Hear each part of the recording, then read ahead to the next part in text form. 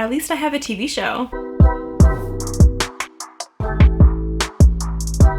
Hey friends and book lovers, welcome. This is the end of the year book tag. I'm pretty sure I saw Murphy and Napier do this tag, and she was saying how usually she does it at the end of the year, but then she realized that this is more of like an autumnal tag because it's really talking about your plans for the end of the year and not to be done at the end of the year. So I thought to myself, no one's tagged me, but I'm gonna go ahead and do it anyways because it sounded really interesting. I liked hearing her answers. I've been really enjoying other people's videos for this tag, and it's just been a really good time. So it's definitely one that I wanted to get through. Also, fall's my favorite season. Even though I don't really like winter that much, I do love fall. I feel like it's the perfect blend of like not super hot, but we're not super cold yet. And I absolutely love fall fashion and makeup. So it gets me so excited for all of those things. In addition to cozy reading. So let's get right into the tag. This one is a pretty short tag. I think there's only about 5 questions. And the first question is, are there any books that you started this year that you need to finish? I'm just gonna consult Goodreads real quick because I know the answer to this question is yes, and I'm sure I have to list them. So one that I started was A Shadow in Summer, which is the first book in the Long Price Quartet by Daniel Abraham. I originally wanted to read this because I had heard really good things about it from Alan from Library of Alexandria, and then a bunch of people did a buddy read for it over the course of the summer, I think, and I think that's all done, but I'm still in the first one, so we really need to get to it. I'm not super far through the first one. I think I have like 10% or 15%, and I remember what happened because it is a very distinct story, but I really need to finish it. The other one I need to finish, and most of you know this because it's a read along over on my channel and a couple other booktubers, is The Count of Monte Cristo by Alexandre Dumas. We are reading the unabridged version, and it is a big one.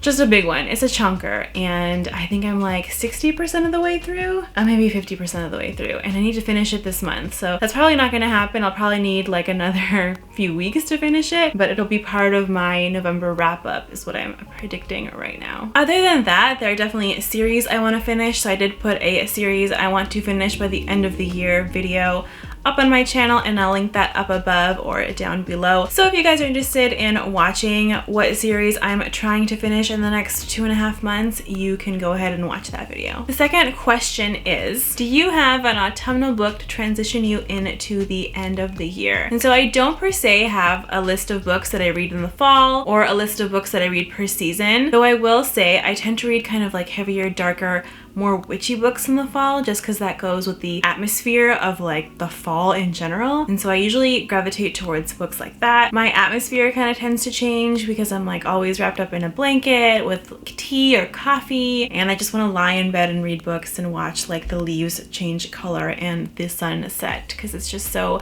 beautiful. I do have a show that I like to watch, and I like to kind of watch that in the fall because it just feels really cozy to me, and that's Gilmore Girls or any other small town type of show. I don't know why, but those just scream fall to me. So not necessarily a book, but at least I have a TV show. The third question is there a new release that you're still waiting for? Honestly, the only new release that I can think of is A Shadow in the Ember, which is the spin-off series for Jennifer L. Armentrout's From Blood and Ash series. This is talking about like the gods and the deities of that world, and I have pre-ordered it. By the time this video comes out, it'll be out by now, and hopefully I'll have received the book. I'm thinking I might start that one when I get it because I'm really intrigued by the story itself, but I'm not 100% sure. Depends on what else I'm reading and how interested I am in those books. But that's probably the only one. I am reading Jade City, and if I do like Jade City, I will be anticipating Jade Legacy, which comes out in December. But I can't think of anything that comes out in November, December, or end of October that I just can't wait to get my hands on.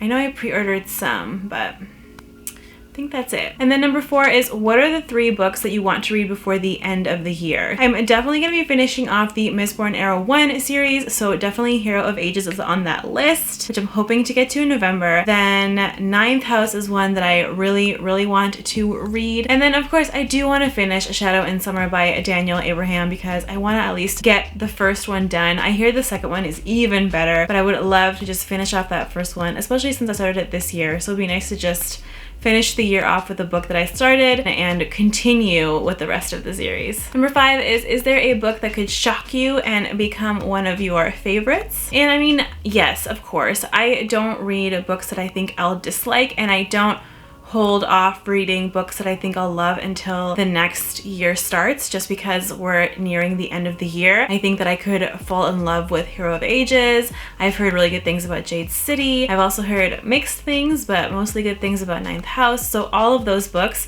and then any other book that I choose to read, like Assassin's Apprentice, I'm gonna read. And I think that's gonna be a reread for me, actually. So all those books could shock me, except for the rereads, could shock me and become favorites. So yeah, definitely. This is not barring any of those books. So I'm very excited to maybe even find my absolute top 1 of the year. How cool would that be? And the 6th question is, have you started making reading plans for the next year? So 2022. Well, yes and no. I haven't really written anything down yet. I've started a list of kind of standalones that I want to read in 2022, and I will be doing, like I did this year, a list of standalones that I want to read and a list of series that I want to finish off. So I didn't get to all of the ones that I had listed for this year. Some of those are going to transfer over to that list. I'm going to keep the standalones list a little shorter this time because it also is really hard to find fantasy standalones, and I am going to just be really like discerning with the series that I want to read, so I'm not overloading myself, because I do want to leave room to mood read, but I do want to have a planned list because I'm a list person and I love having goals and lists and something to work towards when I can't make